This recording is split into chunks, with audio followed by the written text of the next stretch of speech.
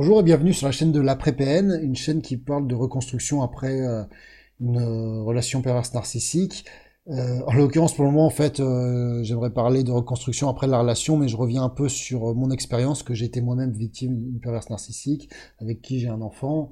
J'ai vécu avec, et voilà, il y a eu pas mal de procédures de justice, de police, donc j'aimerais partager mon expérience et les conclusions ou peut-être des conseils qu'on pourrait en retirer. Voilà, pour pas que j'ai ce sentiment un peu de que tout ça, ça n'a servi à rien. N'hésitez pas à vous abonner si ces thèmes vous intéressent dès maintenant, pour m'encourager et pour que j'ai plus de visibilité sur YouTube. Donc là, je voulais parler des 3 pièges du pervers narcissique, d'après moi, qui nous met et où on est bloqué. C'est plus compliqué de sortir. Et alors, faut savoir que le pervers narcissique, il a souvent une phase de séduction au départ. Il crée un piège où on est un peu bloqué, entre guillemets, parce qu'on est souvent pas jamais bloqué, mais en tout cas, ça va nous coûter très cher si on se sépare, que ce soit en santé mentale ou financièrement en l'occurrence, pour certaines personnes, même pour tous en fait. Et donc voilà, j'avais identifié ces 3 pièges et je voulais vous en faire part. Le premier piège, c'est d'avoir un logement en commun. Ce qui est assez classique hein, dans une relation de couple de toute façon. Et donc là, il y a 2 cas de figure. Soit vous êtes en location ici, donc vous êtes relié par un bail. Et en règle générale, moi, ce qui s'est passé pour moi, dans mon cas, à moi, elle a tout fait pour être dans le bail à deux noms. C'est-à-dire que elle, c'était une personne qui ne travaillait pas. Alors, c'est vrai qu'il y a chaque cas est particulier, donc je suis désolé, je fais certaines généralités avec mon cas personnel. Peut-être que vous vous retrouverez dans cette situation ou peut-être pas. Si c'est pas le cas, n'hésitez pas à mettre un commentaire si c'était un peu différent pour vous. Mais en tout cas, moi, elle a incité pour être dans le bail. Ce que je comprenais pas, mais pour moi, c'était tout à fait logique, parce qu'elle était enceinte. On allait voir un bébé, bon, on s'installait. Et mon père m'a dit, bah attention, moi je suis caution, quoi. Donc, elle travaille pas. Je m'étais un peu braqué au niveau de mon père par rapport à ça. Et du coup, elle a pas vraiment eu besoin vraiment elle m'a manipulé, mais j'étais d'accord avec ça. C'est-à-dire que pour elle, là, ça n'a pas été très compliqué.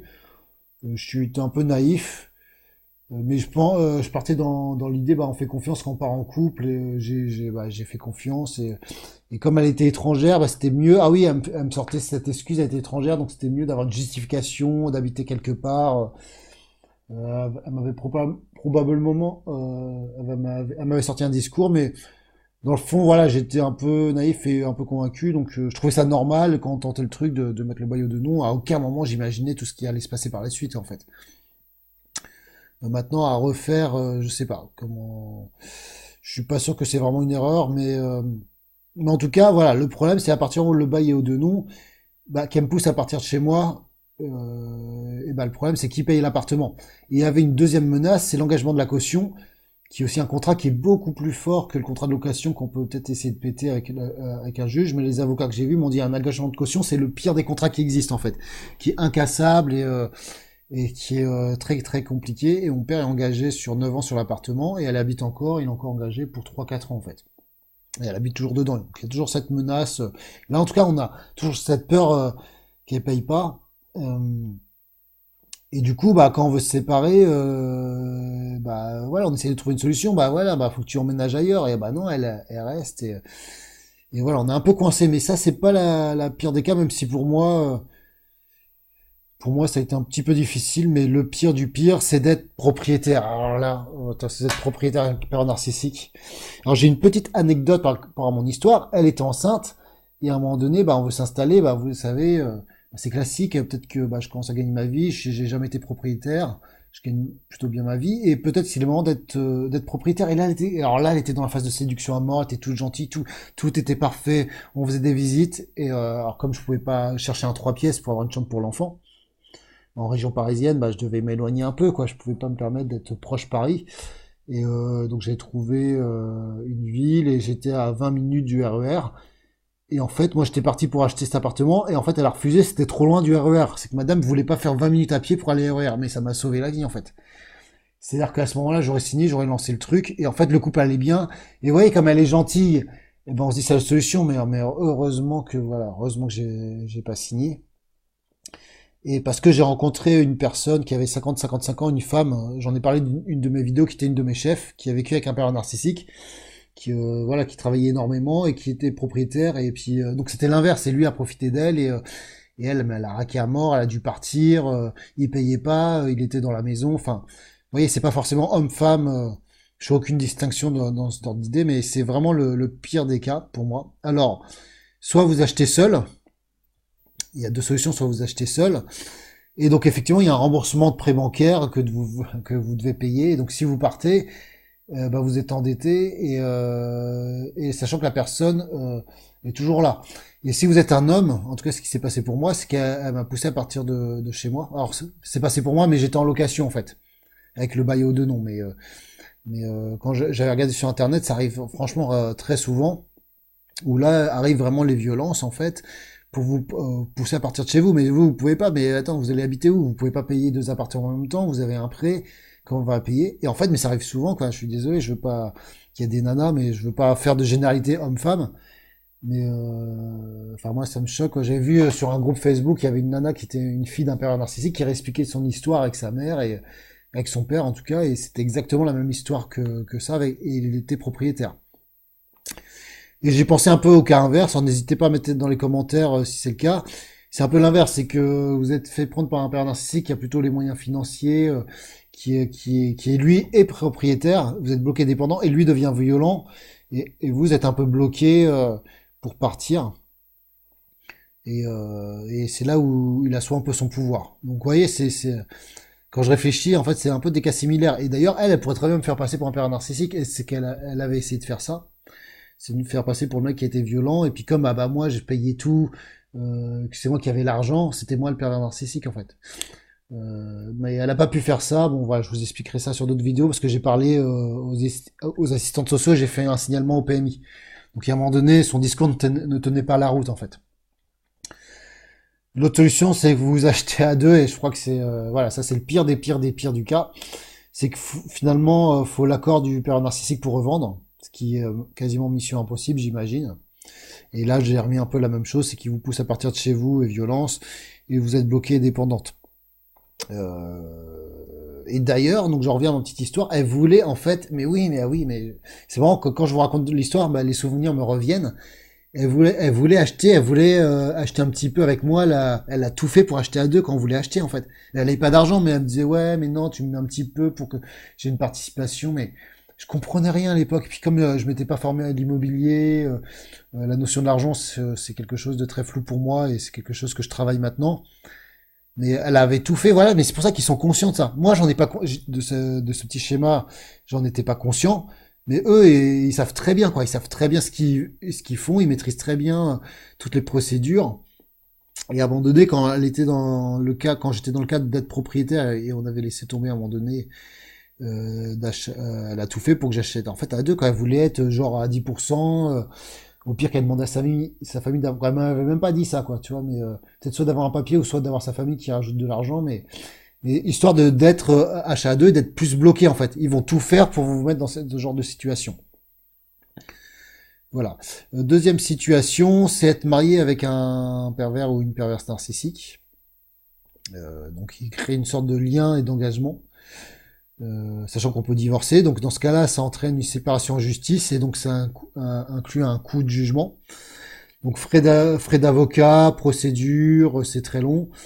Si vous êtes, bah oui, vous êtes marié, donc vous pouvez payer une pension compensatoire.